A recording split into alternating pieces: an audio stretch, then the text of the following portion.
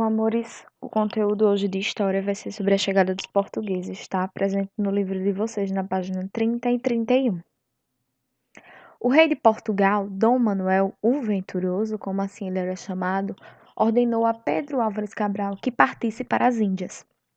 Cabral partiu de Lisboa no dia 9 de março de 1500. As viagens pelo Atlântico, como as viagens pelo Atlântico eram muito demoradas, a expedição de Cabral chegou ao Brasil, afastando-se da rota estabelecida por Vasco da Gama no dia 22 de abril de 1500, após 44 dias de viagens. Gente, esse conteúdo a gente vai descobrir como Cabral chegou aqui no nosso país, certo? E o mais importante que vocês vão perceber agora ao longo dessa historinha que eu vou contar é que ele veio com a intenção de ir para as Índias, porém ele se afastou da rota, mas mesmo assim ele achava que estava nas Índias, tá? A primeira exploração do litoral do território descoberto foi feita pela própria esquadra de Cabral, que seguiu paralelamente à costa em direção norte, procurando um porto onde os navios ficassem abrigados. No dia 24 de abril, eles desembarcaram no local escolhido, que recebeu o nome de Porto Seguro, atualmente Baía Cabralha, no estado da Bahia. Ao chegarem à praia, os portugueses encontraram os habitantes da terra, a quem chamaram de índios. Todos os registros da viagem e do descobrimento foram feitos ao rei de Portugal, pelo escrivão da esquadra, Pero Vaz de Caminha, que narrou, ou seja, ele descreveu os acontecimentos e fez comentários sobre nossos primeiros habitantes, ou seja, nossos índios. Sendo Portugal um país católico, também na esquadra de Cabral havia um sacerdote, um frei, que era chamado de Frei Henrique Soares de Coimbra. Ele nasceu na cidade de Coimbra e foi ele que celebrou no dia 26 de abril a primeira missa no Brasil, tá? Em ação de graças pelo descobrimento no ilhéu da coroa vermelha. Lembrando que aí tem uma imagem, tá, sobre a representação da primeira missa, tá? É uma representação. Tratado de Tordesilhas.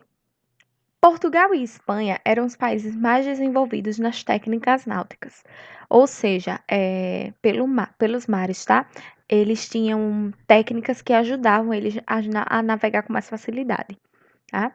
E passaram a competir pelo domínio das terras, ou seja, eles brigavam entre si para dominar várias terras. Para organizar essa disputa, evitando guerras, foi feito um acordo entre os reis desses dois países. Que países? Portugal e Espanha. Esse acordo foi chamado de Tratado de Tordesilhas, certo? Observe que, pelo Tratado de Tordesilhas, o mundo era dividido por um meridiano de Tordesilhas, linha imaginária, que divide a Terra em leste e oeste, ou parte oriental e ocidental, ou seja, eles dividiram o país em uma linha imaginária, certo? Esse lado, o domínio português, e esse outro lado, o domínio espanhol. Esse tratado considerava que todas as terras descobertas ou a descobrir a leste do marco estabelecido, um meridiano, pertenceriam a Portugal e as do oeste à Espanha. Portanto, quando chegou ao Brasil, Pedro Álvares Cabral sabia que este território já pertencia a Portugal. Posteriormente, Inglaterra, Holanda e França desconsideraram esse acordo e passaram a piratear navios portugueses e espanhóis, ou seja, eles passaram a utilizar esses navios que não eram deles, que eles sabiam que eram navios portugueses e navios espanhóis, tá? Além de ocuparem terras e contrabandearem, roubar, tá? Nossa maior riqueza na época, que nesse caso era o pau-brasil. Os primeiros habitantes designavam o Brasil de região ou terra das palmeiras, que na linguagem tupi-guarani é simplesmente Pindorama. Aí a gente começa a perceber um pouco do que esses primeiros habitantes começaram a nomear o nosso país, certo? Quando chegou aqui, Cabral chamou o território de Terra de Veracruz. Porém, Caminha escreveu as cartas ao rei chamando a terra de Ilha de Veracruz, pois a tripulação acreditava que essas terras eram uma ilha que separava Portugal das Índias. Ou seja, vocês podem perceber que, primeiro, ele chamou o território de Terra de Veracruz, só que Caminha mudou para Ilha de Veracruz, ou seja, o nosso país recebeu várias denominações.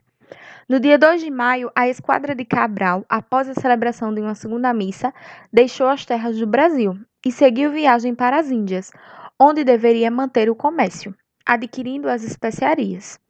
Com o tempo, percebeu-se então que havia descoberto uma grande terra.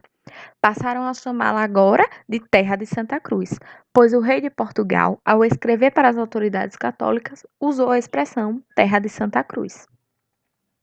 Com o passar dos anos, a madeira pau-brasil, da qual se podia extrair uma tintura forte de cor de brasa, passou a ser uma matéria-prima de grande valor, sendo retirada em quantidade para ser vendida na Europa. Por isso, em 1503, nossa terra passou a ser chamada de Brasil. Mais à frente, em 1815, Dom João VI, quando trouxe a corte portuguesa ao Brasil, mudou mais uma vez o nome das terras para Reino Unido de Portugal, Brasil e Algarves. Com a independência, em 1822, o Brasil passou a se chamar Império do Brasil. Já em 1891, com a primeira Constituição Republicana, recebeu o nome de Estados Unidos do Brasil, nome que seguiu até 1967. Com a ditadura militar, que modificou para a República Federativa do Brasil, nome válido até hoje. Ou seja, até 1967, a gente levou na nossa história vários nomes, teve na nossa história vários nomes, tá? Mas a partir desse ano, o Brasil passou a se chamar República Federativa do Brasil, que é o nome que vale até hoje, certo, meus amores? Bom, agora dúvidas lá no grupo do WhatsApp.